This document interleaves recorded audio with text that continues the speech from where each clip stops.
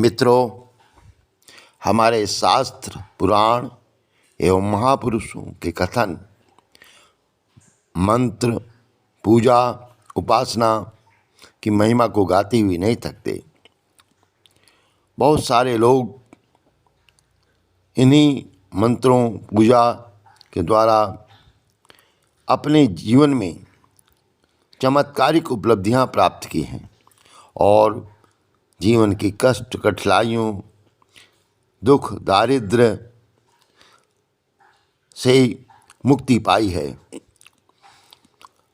वहीं बहुत सारी ऐसी भी संख्या है, बहुत सारे ऐसे भी लोग हैं जो मंत्र जप, पूजा पाठ जब तब करते तो रहे, किंतु उनके जीवन से कष्ट, कठिनाइयाँ, दुख, दारिद्र्य, क्लेश दूर नहीं हुए और जीवन उसी प्रकार का गया बीता जीवन वे जीते रहे।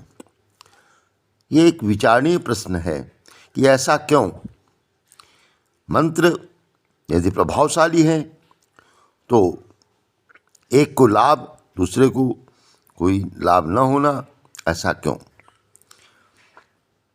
और ये प्रश्न वस्तुतः नए साधकों के लिए, जन सामान्य के लिए बहुत महत्वपूर्ण रखता है। वो दुविधा में है कि इससे लाभ होता है या नहीं। तो आइए हम इस संदर्भ में एक संत द्वारा कही हुई, बताई गई बहुत सुंदर कहानी, जो शायद बिल्कुल सटीक है, के माध्यम से इस विषय पर चर्चा करते हैं। एक शहर में एक दंपति, पति पत्नी रहते थे।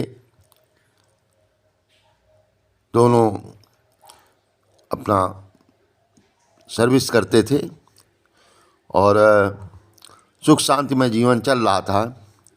एक दिन क्या हुआ, सायंकाल उनके एक दूर का रिश्तेदार आया और उसने कहा यहाँ थोड़ा इलाज कराने के लिए आए थे। गांव में इलाज कराया, कोई फ़ायदा नहीं हुआ, तो बात की तो यहाँ पर डॉक्टर तैयार हो गया है और अच्छा अस्पताल है, कई लोगों को लाभ हुआ है, तो 2-3 दिन के लिए यहाँ रुक कर के हमें इलाज कराना होगा। तो हमने सोचा आपका तो है ही है घर, तो यहीं रुकेंगे और आराम से इलाज हो जाएगा। तो उन्होंने कहा नहीं नहीं, बड़ी अच्छी बात है, ठीक है आप आए। और पत्नी से कहा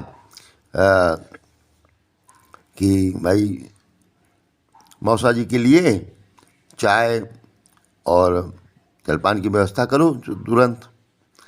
पत्नी अंदर गई, काफ़ी समय लग गया, तो पति भी गया और उसके थोड़ी देर बाद लड़ने, झगड़ने, मारने, कूटने की आवाज़ें अंदर से आने लगी।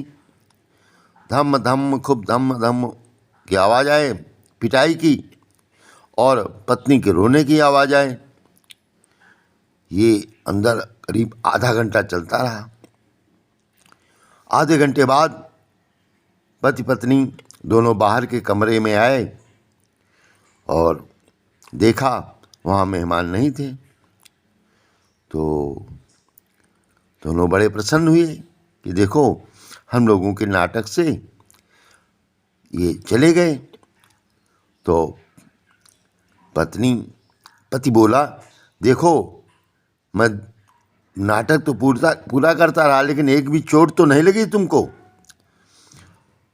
तो पत्नी भी बोली, मुझको भी तो देखो, मैं बिल्कुल ऐसी भी रो रही थी जैसे वाकई में बड़ी चोट लग रही है, तुमसे कम मैंने नाटक नहीं किया।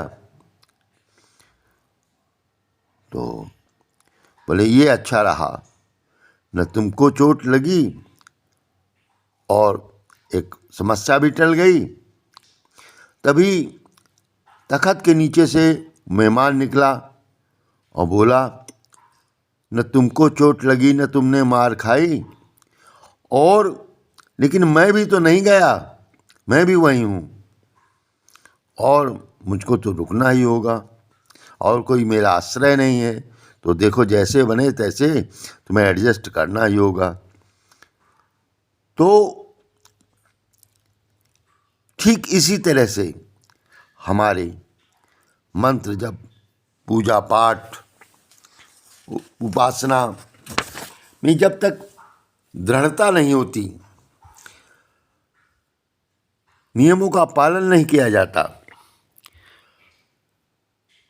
अंदर से निष्ठा नहीं होती, तो श्रद्धा निष्ठा और विश्वास के अभाव में हमारे वे मंत्र भी सफल नहीं हो पाते।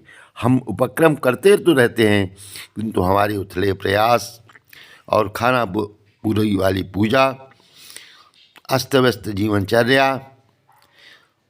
वैचारिक बिखराव, मन में सदा अस्त व्यस्त विचार आते रहते हैं और पूजा में भी हमारा ठीक से मन नहीं लगता। कभी सुबह किया, कभी शाम किया, कभी दोपहर किया,